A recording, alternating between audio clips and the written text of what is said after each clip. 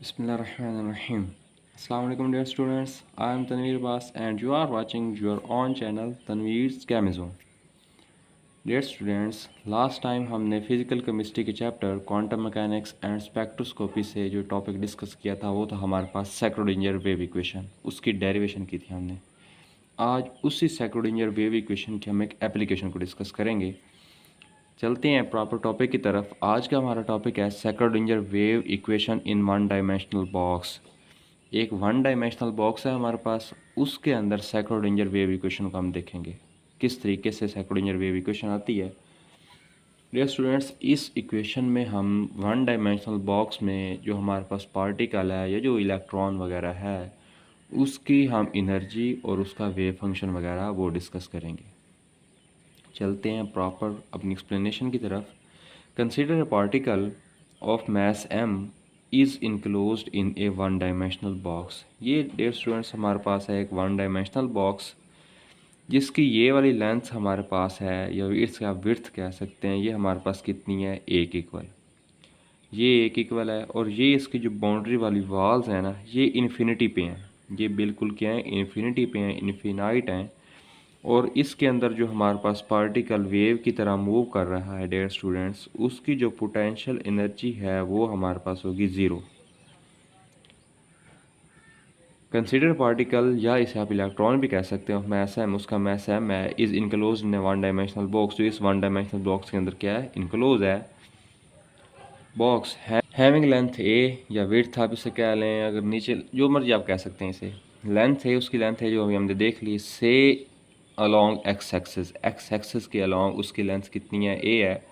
Move between x is equal to a and x is equal to zero and x is equal to a. Dear students देखें, total box की हमारे पास जो width है या आप जिस लेंथ कह रहे हैं वो कितनी है आपके पास, एक इक्वल है। तो जो पार्टिकल है हमारे पास वो कहाँ से कहाँ तक मूव कर सकता है। यहाँ पे जो x है ना वो हमारे पास डियर स्टूडेंट्स ज़ीरो है और यहाँ पे x हमारे पास क्या है, a है, क्योंकि इसकी टोटल विड्थ जो लेंथ है हमारे पास कितनी a आई है। तो इसके दरमियान ही उसने मूव करना है। कहाँ से कहाँ तक मूव कर सकता है, x is equal to zero से x is equal to a तक। The potential energy v inside the box is zero. वही बात जो हमने पहले कर दी कि उसकी पोटेंशियल एनर्जी क्या होगी, ज़ीरो होगी। It has only kinetic energy outside the limits x is equal to 0 to x is equal to a। सिर्फ उसकी काइनेटिक एनर्जी होगी इन लिमिट्स के बाहर। जो लिमिट्स हमने कहा है कि वो कहाँ से कहाँ तक मूव कर सकता है, x is equal to zero और x is equal to a के दरमियान। इन सब बाहर हो जाएगा तो सिर्फ उसकी होगी काइनेटिक एनर्जी, पोटेंशियल एनर्जी उसकी ज़ीरो होगी। The particle will have an infinite potential energy, so the electron cannot escape due to presence of impenetrable walls and the probability of finding the particle outside the region। अच्छा dear students, अभी आप कहेंगे कि sir ने हमें कहा कि जो हमारे यहाँ पास है उसकी पोटेंशियल एनर्जी ज़ीरो है, लेकिन अभी ये कह रहे हैं कि जो पोटेंशियल एनर्जी है इन्फिनाइट है। वो कैसे डियर स्टूडेंट्स, उसकी जो पोटेंशियल एनर्जी है ना वो इन्फिनाइट है, यानी कि इतनी ज़्यादा है कि हम ज़ीरो कह लेते हैं, हमें मैयर भी नहीं हम कर सकते, इस वजह से हम उसके कह रहे हैं इन्फिनाइट है और ज़ीरो के इक्वल है। देखेंगे स्टूडेंट्स, ये जो हमने लिया ये उसकी पोटेंशियल एनर्जी है, वी हमारे पास क्या होता है पोटेंशियल एनर्जी। हाइट भी उसकी बहुत ज़्यादा है तो इस वजह से उसकी पोटेंशियल एनर्जी हम क्या कह लेंगे, बहुत ज़्यादा है, और इसलिए हम उसको कह लेंगे ज़ीरो के इक्वल है। हमें मालूम ही नहीं है तो क्या होगी, वो हमें उसका पता ही नहीं तो क्या होगी, ज़ीरो के इक्वल होगी। अच्छा, जो पार्टिकल है वो इसी के अंदर मूव करता है। इस जो वैसल है जो हमारे पास ये कंटेनर वगैरह है, वन डायमेंशनल बॉक्स है, इसकी वैसल इम्पेनिट्रेटेबल है, वो इसके अंदर ही रहेगा, इससे बाहर नहीं जा सकता। Due to presence of impenetrable wall and the probability of finding the particle outside the region is zero. जब बाहर ही नहीं जाएगा तो वहाँ पे बाहर उसकी प्रोबेबिलिटी क्या होगी, वहाँ पे उसकी अपीयरेंस क्या होगी, ज़ीरो होगी। अच्छा, as the particle can only be inside the box, therefore the wave function psi vanishes for x less or equal than 0 or x greater or equal than 0। ये स्टूडेंट इसकी बात क्या है, देख चलते हैं दोबारा हम उसी डायग्राम की तरफ, वहाँ पे देखते हैं। ये स्टूडेंट इसमें क्या है कि इसकी जो पोटेंशियल एनर्जी है वो भी ज़ीरो है, और जहाँ x is equal to zero है यहाँ इसका जो वेव फंक्शन साई है वो भी ज़ीरो होगा। जहाँ x हमारे पास इज़ इक्वल टू a है वहाँ भी इसका वेव फंक्शन साई ज़ीरो होगा। यही बात उसने की है। कि इसकी potential energy inside the box भी ज़ीरो है, वेव फंक्शन इसका आउटसाइड द बॉक्स ज़ीरो है when x is equal to zero, wave function will be zero when x is equal to a।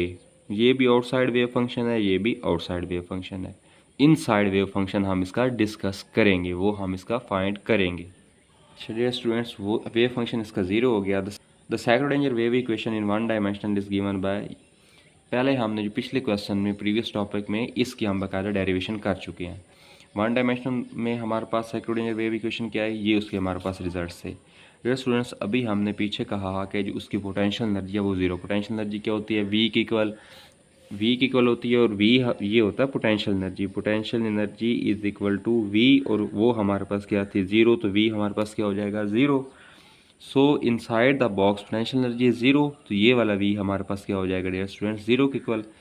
फिर हम यहाँ पे वैल्यू पुट करेंगे तो हमारे पास ये ज़ीरो हो जाएगा, तो पीछे क्या बचेगा, ई साई जस्ट बच जाएगा। ये इक्वेशन नंबर 1 कह रहे हैं, और ये हम कहेंगे इक्वेशन नंबर 2। हमारे पास एक ड्राइव रिजल्ट है, उस ड्राइव रिजल्ट के अकॉर्डिंग क्या है कि हमारे पास जो 8 पाई स्क्वायर एम और एस स्क्वायर इंटू ई, ये होता है हमारे पास लैम्डा स्क्वायर के इक्वल। ये इक्वेशन नंबर 3 है। अगर यहाँ से हम ई की वैल्यू फाइंड करें, ई इधर आ जाएगा, यानी कि ई अगर आप वैल्यू फाइंड करना चाहें, ई यहीं पर रह जाएगा। ये एच स्क्वायर यहाँ पे क्या हो रहा है, इस पूरी वैल्यू के साथ डिवाइड दूसरी साइड पे जाएगा तो हो जाएगा multiply lambda square multiply by square, और ये पूरी वैल्यू ई के साथ क्या हो रही थी, मल्टीप्लाई, दूसरी साइड पे जाएगी तो हो जाएगी डिवाइड। ठीक है स्टूडेंट्स, यहाँ से हमने ई की वैल्यू फाइंड कर ली। अच्छा, यहाँ पे जो लैम्डा है हमारे पास एक कांस्टेंट है, और ये हमारे पास एक्स के इंडिपेंडेंट है, यानी कि एक्स के इंडिपेंडेंट है, एक्स का फैक्टर इस पर डिपेंड नहीं कर रहा। नेक्स्ट है हमारे पास putting the values of E in equation number 2, जो हमने पीछे इक्वेशन नंबर 2 बनाई लास्ट पे, उसमें हम इस ई की वैल्यू को पुट करेंगे। D square Sai over D x square plus, ये हमारे पास था, ये वाली वैल्यू थी, साथ में ई साई था, ई की जगह हमने ये वाली वैल्यू पुट की है, ई की जगह ये वाली वैल्यू पुट कर दी, बाकी वैसे। अब जहाँ से जो सेम है लेकिन हैं ऊपर नीचे अपोजिट है एक दूसरे के, तो उनको हम करेंगे कैंसिल। आई स्क्वायर से आई स्क्वायर कैंसिल, पाई स्क्वायर से पाई स्क्वायर कैंसिल, 8 से 8 कैंसिल, एम से एम कैंसिल। पीछे हमारे पास क्या बचेगा, D square Sai over D x square lambda square और साई स्क्वायर, बाकी सारा हमारे पास क्या हो जाएगा, cancel, which is equal to zero. ये हो जाएगी इक्वेशन नंबर 4। इक्वेशन नंबर 4 हमारे पास क्या है, this equation is second order differential equation. ये हमारे पास सेकंड ऑर्डर डिफरेंशियल इक्वेशन है। अच्छा डियर स्टूडेंट्स, इस इक्वेशन को अगर हम और एक्सप्लेन करना चाहें तो बहुत ज़्यादा लेंथी क्वेश्चन बन जाता है। एक्सप्लेन हो जाएगी, इसका रिजल्ट भी हमारे पास आ जाएगा, बहुत ज़्यादा लेंथी क्वेश्चन होगा, इसकी डेरिवेशन बहुत ज़्यादा लेंथी है, तो हम डायरेक्ट इसका रिज़ल्ट ले लेते हैं, इसकी डेरिवेशन में नहीं जाते, क्योंकि हमारा रिज़ल्ट किससे है, कंसर्न से है, हमें डेरिवेशन से नहीं। जैसे ऊपर अभी हमने एक रिज़ल्ट लिया है ये वाला, हमें रिज़ल्ट से कंसर्न था, उसकी डेरिवेशन से नहीं, तो हमने जस्ट उसका रिज़ल्ट ले लिया है। इसका भी हम क्या करेंगे, रिज़ल्ट ही ले लेंगे, इसकी डेरिवेशन की तरफ हम नहीं जाएंगे। इसकी डेरिवेशन क्या है हमारे पास, रिज़ल्ट क्या है, जनरल फॉर्म क्या है इसकी, इस सेकंड ऑर्डर डिफरेंशियल इक्वेशन है, क्योंकि psi is equal to A sine lambda x plus b cos lambda x, ये हमारे पास इसका रिजल्ट होता है। इसको हम कह रहे हैं इक्वेशन नंबर 5। यहाँ पे जो ए और बी हैं वो हमारे पास कांस्टेंट हैं, और अब अभी हम इन कांस्टेंट की वैल्यूज़ फाइंड करेंगे। कैसे कि where a and b are the arbitrary constant, the value of this constant can be determined by applying the boundary condition. Boundary condition हमारे पास क्या थी कि x इज इक्वल टू 0 और x is equal to a, ये हमारे पास boundary condition थी। जब अच्छा हम पहली बाउंड्री कंडीशन लेते हैं कि जब x हमारे पास 0 के इक्वल हो, फिर हमारे पास इसका रिजल्ट क्या आएगा, जब x इज इक्वल टू 0 हो फिर हम क्या लेंगे। इस इक्वेशन में जो इक्वेशन नंबर 5 है उसमें हमने x को 0 पुट कर दिया। ठीक है dear students, a sine lambda x की जगह 0, b कॉस लैम्डा एक्स की जगह 0। साइन का जो एंगल 0 पुट करते हैं तो साइन 0 हो जाता है, ये पूरी वैल्यू फिर क्या हो जाएगी 0। कॉस जब एंगल हम 0 पुट करें तो वो आंसर क्या देता है 1, ये तो b आ जाएगा, और साई इज इक्वल टू हो जाएगा b यहाँ पे, यानी कि हमारे पास यहाँ पे उसका जो वेव फंक्शन साई इसकी इक्वल आया b, कब, जब हमने x पुट किया था। ठीक है डियर स्टूडेंट्स, और साई आउटसाइड हमने क्या कहा था कि 0 है, अगर साई 0 है तो फिर b भी हमारे पास क्या हो जाएगा 0 के इक्वल। आई होप आपको समझ आ गई होगी।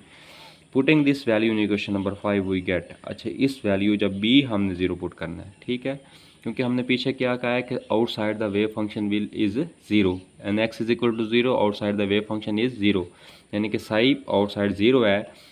साई और b एक दूसरे के इक्वल निकाले हैं हमने, लेकिन साई आउटसाइड द क्या है हमारे पास 0 के इक्वल है। तो बी भी किसके इक्वल हो जाएगा, फिर 0 के इक्वल। तो जब बी 0 के इक्वल है फिर हमारे पास इक्वेशन 5 का क्या रिजल्ट आता है। जब इक्वेशन 5 थी हमारे पास psi is equal to A sine lambda x था plus B cos lambda x था, लेकिन बी की वैल्यू हमारे पास 0 आई है तो पूरी वैल्यू क्या हो जाएगी, 0 होगी। तो हमारे पास रिजल्ट क्या आएगा, psi is equal to A sine lambda x. ये हो जाएगी क्वेश्चन नंबर 6। डियर स्टूडेंट्स, यहाँ पे हमारे पास कांस्टेंट आ गया, ये कांस्टेंट को हमने ख़त्म करना है, ये नहीं आना चाहिए, हमें सिंपल जस्ट उसका फंक्शन चाहिए। अच्छा, अब हम क्या करेंगे, जो हमारे पास बाउंड्री की कंडीशंस हैं, बाउंड्री कंडीशन क्या है कि x is equal to 0 and x is equal to A, ये वाली कंडीशन अप्लाई करेंगे। पहले हमने फर्स्ट कंडीशन अप्लाई की थी psi is equal to 0 and x is equal to 0 वाली अप्लाई की थी। अब हम दूसरी कंडीशन पुट करेंगे कि एक्स इज इक्वल टू ए है, तो outside the wave function Sai भी क्या होता है हमारे पास, 0 के इक्वल होता है।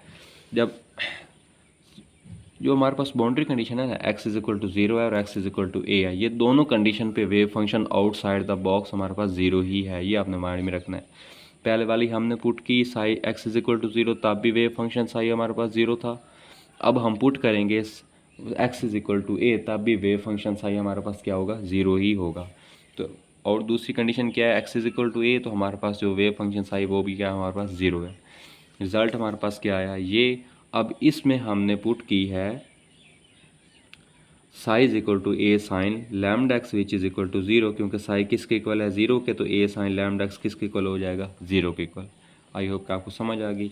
वी नो डैट जो हमारे पास लैम्डा होता है ना डियर स्टूडेंट्स, लैम्डा की रिजल्ट जो है, लैम्डा किसके इक्वल होता है, एन पाई ओवर ए के इक्वल होता है। ये हो जाएगी इक्वेशन नंबर 7। अब इस इक्वेशन 7 के दोनों साइड पे अगर हम स्केयर ले लें कोई फ़र्क नहीं पड़ता, लेकिन हम स्केयर ले रहे हैं तो हमें देखें ड्राइव रिजल्ट चाहिए के लिए हम उसकी सपोजिशन करते हैं, कुछ मल्टीप्लाई करते हैं, कुछ डिवाइड करते हैं, कुछ प्लस करते हैं, कुछ माइनस, क्योंकि हमारे पास ड्राइव रिजल्ट आ जाएँ। तो इस वजह से हम इसका स्केयर लेंगे। स्केयर लेने से कोई फ़र्क नहीं पड़ेगा, दोनों साइड पे स्केयर ले रहे हैं, तो lambda square n square pi square over a square, ये हमारे पास आ जाएगी इक्वेशन नंबर 8। अब हम इस इक्वेशन नंबर 8 को, और हमने शुरू में एक इक्वेशन ली थी जहाँ पे हमने लैम्डा की वैल्यू ली थी कि लैम्डा हमारे पास इसके इक्वल होता है, इनको आपस में करेंगे कंपेयर करने से हमारे पास एक तो ये आ जाएगा कि लैम्डा हमारे पास क्या होता है, lambda square n square pi square over a square, और हमने पीछे एक रिजल्ट निकाला था कि लैम्डा स्केयर हमारे पास, हमने कहा ड्राइव रिजल्ट है 8 pi square m e over h square के इक्वल होता है। ठीक है डियर स्टूडेंट्स, ये हमने कहा था। अब इसको हम यहाँ से वैल्यू निकालेंगे इस ई की। ठीक है डियर स्टूडेंट्स, इस ई की वैल्यू निकालेंगे, ई हम इस कह रहे हैं ई की वैल्यू निकाली, यहाँ पे ये वाली वैल्यू तो वैसे रह जाएगी। अब जैसे पीछे ई की वैल्यू निकाली थी उसी तरीके से ई की वैल्यू निकालेंगे। ये पूरा फैक्टर इसके साथ मल्टीप्लाई हो रहा है, दूसरी साइड पे आके क्या हो जाएगा, डिवाइड। ये इसके साथ हो रहा है डिवाइड, तो दूसरी साइड पे आके क्या हो जाएगा, मल्टीप्लाई। सेम वैल्यू यहाँ से कैंसिल करेंगे, तो हमारे पास जो ई की वैल्यू आई है वो आ जाएगी n square h square over 8m a square, ये हमारे पास आ जाएगा रिजल्ट। ये हो जाएगी क्वेश्चन नंबर 9। अच्छा डियर स्टूडेंट्स, हमें ये भी पता है कि हमारे पास जो होता है wave function psi is equal to A sine lambda x होता है। ये हमें पीछे भी हमने रिजल्ट में फाइंड किया था, जो हम जब इसकी डेरिवेशन कर रहे थे, और ये ऊपर भी अभी हमने यूज़ किया भी है इक्वेशन नंबर 6 में कि psi is equal to A sine lambda x है। ये इक्वेशन नंबर इसको 10 कहेंगे, और जो हमारे पास लैम्डा है वो किसके इक्वल है, एन पाई ओवर ए के। ठीक है डियर स्टूडेंट्स, चलते हैं नेक्स्ट, इसकी वैल्यू वहाँ पे पुट करेंगे। Putting this value in equation number 10, यानी कि जो एन लैम्डा हमारे पास क्या है, एन पाई ओवर ए, तो उसकी वैल्यू इक्वेशन 10 में पुट करेंगे। Psi is equal to A sine lambda x था हमारे पास, लैम्डा की जगह क्या आ जाएगा हमारे पास, n pi over a into x is equal, ये हो जाएगी इक्वेशन नंबर 11। अब हम इस इक्वेशन को और सिंप्लीफाई करेंगे, नॉर्मलाइज करेंगे। क्या, no applying normalisation constant applying limit 0 to a. हमारे पास लिमिट क्या है उस बॉक्स की, डायमेंशनल बॉक्स की, 0 से ए तक है कि एक्स इज इक्वल टू 0 है, और कहाँ तक चला जाता है आगे से आगे, एक्स इज इक्वल टू ए तक। यही हमारे पास उसकी लिमिट है, यही लिमिट हम उस पर अप्लाई करेंगे। क्या होगी हमारे पास, इंटीग्रल लेंगे इसका, लिमिट हमारे पास क्या है, 0 से लेके ए तक, psi n square d x is equal to 1। ये इसकी डेरिवेशन में जब हम नॉर्मलाइजेशन कांस्टेंट अप्लाई करते हैं, इसका इंटीग्रल लेते हैं, तो हमारे पास ये आता है। ये एक साइड को हो जाएगा, फिर इस साइड का लेंगे, स्केयर लेके लेना है, स्केयर लेके लिया तो हमारे पास a sine n pi x over a whole का square into D x is equal to 1। इस पे भी वही लिमिट 0 से लेके ए तक। ये तो आ गया, ये सिंपल है, इसका आगे क्या हो सकता है, लेकिन अब इसको थोड़ा बहुत हम आगे एक्सप्लेन करेंगे कैसे। देखें डियर स्टूडेंट, ये हमारे पास कांस्टेंट है, इसके ऊपर स्केयर है, कांस्टेंट का स्केयर लेके वो बाहर निकाल लेंगे, पीछे हमारे पास क्या बचेगा, sine square N pi x over a, ये हमारे पास बचेगा, ये हमारे पास बचा d x is equal to 1, ये हो जाएगी क्वेश्चन नंबर 12। अच्छा डियर स्टूडेंट्स, ये जो हमारे पास है साइन का हाफ एंगल, ये हमारे पास एक फार्मूला है मैथ्स के अकॉर्डिंग कि साइन का हाफ एंगल हो तो उसका रिजल्ट क्या आता है। अगर साइन स्क्वायर हाफ एंगल है तो हमारे पास इक्वल होता है 1 माइनस कॉस 2 और वही एंगल डिवाइडेड बाय 2, ये हमारे पास एक फार्मूला है। तो यहाँ पे हम ये वाला फार्मूला पुट करेंगे कैसे, ए स्क्वायर तो वैसे आ जाएगा, अब था sine square N pi x over A, वो किसकी इक्वल है 1 minus cos 2 N pi x over A divided by 2, तो उसकी जगह क्या आ जाएगा 1 minus cos 2 N pi x over A divided by 2 is equal to D X into D x is equal to 1। तो यहाँ पे देखें 2 कांस्टेंट है, इसको हम ले लेंगे बाहर, इधर भी डिवाइड हो रहा है तो बाहर भी आके क्या हो जाएगा कि नीचे divide, 1 minus cos 2 N pi x over A is D into D x is equal to 1। अब ये वैल्यू अलग है, ये वैल्यू अलग है, दोनों का हम अलग अलग इंटीग्रल लेंगे कैसे, ए स्क्वायर ओवर 2 वैसे, इसका इंटीग्रल हम अलग ले लेंगे डी एक्स और 1, ये इस तरीके से आ जाएगा, माइनस इसका अलग ले लेंगे, ये अलग आ गया हमारे पास। अब हम इनका इंटीग्रल लेते हैं, डी एक्स का इंटीग्रल हमारे पास होता है एक्स, वो हमने वैसे एक्स लिख लिया, ऊपर लिमिट हमने वैसे लिख दी 0 से लेके ए तक। कॉस का इंटीग्रल हमारे पास होता है साइन, ठीक है डियर स्टूडेंट्स, कॉस का इंटीग्रल साइन, ये एंगल उसका वैसे, लेकिन एंगल है, एंगल का इंटीग्रल फिर लेना है, तो एंगल का जब इंटीग्रल लेते हैं एक्स के रिस्पेक्ट ले रहे हैं तो एक्स यहाँ से हो जाएगा ख़त्म और एंगल उलट जाएगा, तो ए ओवर क्या हो जाएगा 2n पाई, हमारे पास लिमिट वाली जो कंडीशन है वो वैसे is equal to 1, A square over 2। अब हमने क्या करना है, उस पर हमने अप्लाई करवानी है लिमिट, लिमिट हमारे पास क्या थी डियर स्टूडेंट्स, देखते हैं कि x एक दफ़ा 0 के इक्वल है, x एक दफ़ा a के इक्वल है, तो ऊपर वाली वैल्यू हम पहले लिखेंगे, x की जगह पुट करेंगे a, तो x की जगह पुट किया a। अब लिमिट अप्लाई करना क्या प्रोसेस होता है कि ये है ना हमारे पास डियर स्टूडेंट्स, देखें x इज इक्वल टू है a, x है, इसकी हमारे पास जो लिमिट आई है वो 0 से लेके कहाँ तक क्या था कि a, इट्स मीन के ऊपर वाली जो वैल्यू है वो क्या है a, तो x एक दफ़ा 0 को इक्वल लेना है, इसमें से माइनस कर देनी है जो आपकी लोअर वैल्यू है, लोअर वैल्यू क्या है x इज इक्वल टू 0 है, तो यहाँ पे 0, इस तरीके से इसमें भी पुट कर देंगे और उसमें भी पुट कर देंगे, ठीक है डियर स्टूडेंट्स। x को उसी तरीके से a पुट किया एक दफ़ा, माइनस कर दिया दूसरी वैल्यू 0, ये एंगल था जो हमने उसका दिया था इंटीग्रल, तो उसको हमने बाहर निकाल दिया, कांस्टेंट वैल्यू थी, इसके अंदर हमारे पास था साइन। अब साइन पे हम अप्लाई कर रहे हैं क्या, वही एक दफ़ा x इज इक्वल टू ए और एक दफ़ा a की लिमिट अप्लाई की जाएगी और फिर 0 के इक्वल, x को यानी कि a के इक्वल रखा जाएगा, फिर x 0 के इक्वल रखा जाएगा। पहले रखेंगे x is equal to A, sine 2 pi N X था, लेकिन x हमारे पास क्या है a, और नीचे हमारे पास ऑलरेडी a था वो हमने लिख लिया, minus sine 2 N pi X is equal to होना था, यहाँ था हमारे पास x, लेकिन x क्या यहाँ पे हम क्या रखना है 0, 0 पुट करेंगे तो 0 ओवर a, ये क्या हो जाएगा a स्क्वायर ओवर 2 वैसे, a माइनस 0 वैसे, ये जो रिज़ल्ट है देखो 0 है, 0 का फैक्टर है तो इस सारे को क्या कर देगा, ये 0 कर देगा, हमारे पास पीछे कुछ नहीं बचेगा, ठीक है डियर स्टूडेंट्स। तो हमारे पास सिंपल क्या आ जाएगा 1, अच्छा a square over 2, a minus 0 पीछे ये बच गया, ये पूरा फैक्टर हमारे पास क्या हो गया 0, तो a स्क्वायर हमारे पास क्या आ जाएगा, ये देखें ए स्क्वायर अगर हमने कांस्टेंट की वैल्यू फाइंड करनी थी, ए स्क्वायर यहीं पे रह जाएगा, 2 इसके नीचे डिवाइड हो रहा है, दूसरी साइड पे जाकर मल्टीप्लाई, ए इसके साथ क्या हो रहा है मल्टीप्लाई, दूसरी साइड पे आकर डिवाइड, तो ए स्क्वायर इज इक्वल टू 2 और ए, लेकिन हमें सिर्फ ए की वैल्यू चाहिए थी तो हम क्या करेंगे अंडर रूट ले लेंगे, अंडर रूट लेने से इसका स्क्वायर खत्म और इसके ऊपर क्या आ जाएगा under root over A, putting this value in equation number 11। अब हम जाके उस इक्वेशन में इसकी वैल्यू पुट करेंगे क्योंकि वहाँ पे हमने कांस्टेंट ख़त्म करना था, तो a sine n pi x over ए था, तो ए की जगह हमारे पास ये आ गया। अगर हम इसका दोनों साइड पे स्केयर ले लें तो हमारे पास क्या आएगा result, psi n square 2 over a, square से अंडर रूट कैंसिल हो जाएगी, n square N pi x over A is equal to over a. अब देखें डियर स्टूडेंट्स, वही हमने क्या कहा था कि हम उसकी एनर्जी फाइंड करेंगे, ठीक है डियर स्टूडेंट्स, और हमने क्या कहा था उसका वेव फंक्शन फाइंड करेंगे, एनर्जी हमने देख ली, उसकी पोटेंशियल एनर्जी 0 थी, फिर हमने ई यूज़ करके वो सारे कुछ वैल्यूज़ निकाल ली और एंड पे हमने उसका वेव फंक्शन साई भी निकाल लिया। ठीक है डियर स्टूडेंट्स, इसकी हैं थोड़ी सी एप्लीकेशन। अब हम चलते हैं इसकी एप्लीकेशन की तरफ।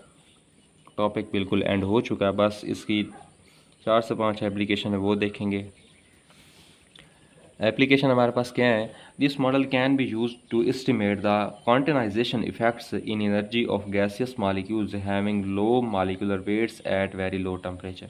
अच्छा, ये हमारे पास जो था one dimensional box, Schrodinger equation one dimensional box, ये हमारे पास क्या है, इस मॉडल को हम यूज़ करके ना जो गैसियस मॉलिक्यूल हैं जिनका मॉलिक्यूलर वेट और टेम्परेचर हमारे पास क्या है, बहुत लो है, ऐसे गैस के मॉलिक्यूल्स जिनका मॉलिक्यूलर वेट और टेम्परेचर बहुत लो होता है, उनकी हम इस मॉडल की मदद से क्वांटाइजेशन इफ़ेक्ट्स, एनर्जी के जो इफ़ेक्ट्स हैं वो हम मालूम कर सकते हैं। ठीक है डियर स्टूडेंट्स, नेक्स्ट क्या है, नेक्स्ट हमें ये क्या सपोर्ट करेगा, this method provides the basis of calculation approximation energy या approximate energy levels of electrons in atoms and molecules. जो हमारे पास एटम है या मॉलिक्यूल्स हैं, जो उनमें इलेक्ट्रॉन का एनर्जी लेवल है, इससे हम वो कैलकुलेट कर सकते हैं। क्योंकि अभी हमने क्वेश्चन के शुरू में कहा था कि हम क्या फाइंड करेंगे, इसका वेव फंक्शन और एनर्जी, तो ये हमें क्या करेगा, उनकी एनर्जी बता रहा है। नेक्स्ट क्या है इसका, this method is suitable for explaining the electronic spectra of conjugated organic molecules. ये हमें क्या देता है कि जो हमारे पास कॉन्जुगेटेड ऑर्गेनिक मॉलिक्यूल है लाइक बेंजीन, तो उनका इलेक्ट्रॉनिक स्पेक्ट्रा हमें देता है। आगे क्या है, the probability of finding the particle at A point is different for different quantum number. देखिए हमारे पास एक कोई भी पार्टिकल है, जो उसका क्वांटम नंबर होगा ना, उसके हिसाब से उसकी प्रेजेंस होगी। The probability of finding a particle, यानी किसी पार्टिकल को फाइंड करना, उसकी जो प्रोबेबिलिटी है वो डिफरेंट होगी with respect to their quantum number. जो उसका क्वांटम नंबर होगा उसके हिसाब से उसकी प्रोबेबिलिटी, ये भी हम उसका यानी कि क्वांटम नंबर फाइंड करके उसकी प्रोबेबिलिटी वगैरह फाइंड कर सकते हैं। डियर स्टूडेंट्स, आई होप कि आज के टॉपिक की आपको अच्छे से समझ आ गई होगी। अगर इसके रिलेटेड आपका कोई भी क्वेश्चन हो तो विदाउट हेजिटेशन आप कमेंट्स बॉक्स में क्वेश्चन कर सकते हैं। अगर आपको नोट्स चाहिए तो सॉफ्ट फॉर्म में आपको नोट्स भी प्रोवाइड कर दिए गए। डिस्क्रिप्शन में मेरा ईमेल एड्रेस आपको शेयर किया जाता है। अगर उसके रिलेटेड आपको कोई भी क्वेश्चन हो तो आप मुझे कोई भी क्वेश्चन, या अगर आपको नोट्स चाहिए हो तो पर्सनल में आप मुझे ईमेल भी कर सकते हैं। चैनल को सब्सक्राइब करना, वीडियो को लाइक और शेयर करना बिल्कुल ना भूलें। जज़ाकल्लाह, अल्लाह हाफिज़।